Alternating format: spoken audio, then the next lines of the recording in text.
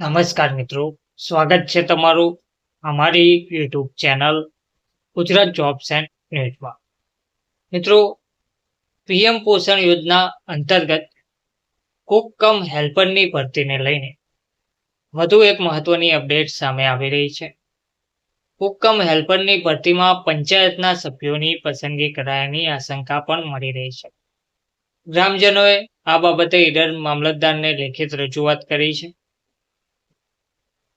ઈડર તાલુકાના બુઢિયા બડોલી ગામે ચાલતી પીએમ પોષણ યોજનામાં સંચાલક કમ હેલ્પરની ભરતીમાં તાજેતરમાં ગ્રામ પંચાયતના સભ્યની પસંદગી થતાં તેમાં ગેરરીતિ થઈ હોવાના આક્ષેપ સાથે ઈડર મામલતદાર કચેરીમાં લેખિત રજૂઆત કરાઈ છે.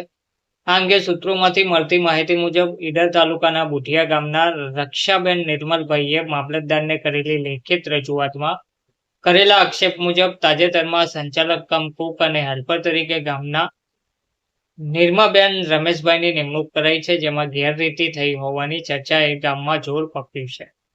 ત્યારે ગત તારીખ 30 જૂન 2025ના રોજ જાહેરનામાની શરત નંબર 7 મુજબ સ્થાનિક સંસ્થા ગ્રામ પંચાયત, તાલુકા પંચાયત સહિતની સરકારી સંસ્થાઓમાં કાર્યરત કર્મચારી અથવા તેમના આશ્રિતો, શિક્ષકો તથા વ્યાજબી ભાવની દુકાનના સંચાલકો અને તેમના સંબંધી પીએમ પોષણ યોજનામાં નોકરી મેળવવા માટે અરજી પાત્ર નથી, તેમ છતાં તેમની પસંદગી કરાઈ છે, જેથી આ પ્રક્રિયામાં ગેરરીતિ થઈ હોવાની શક્યતાને નકારી શકાતી નથી.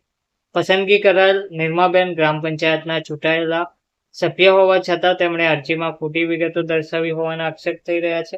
ત્યારે નિયમોનો ભંગ થતો હોવાની માની તેમને ગેરલાયક ઠરાવવા જોઈએ તેવી માહિતી આપવામાં આવી રહી છે.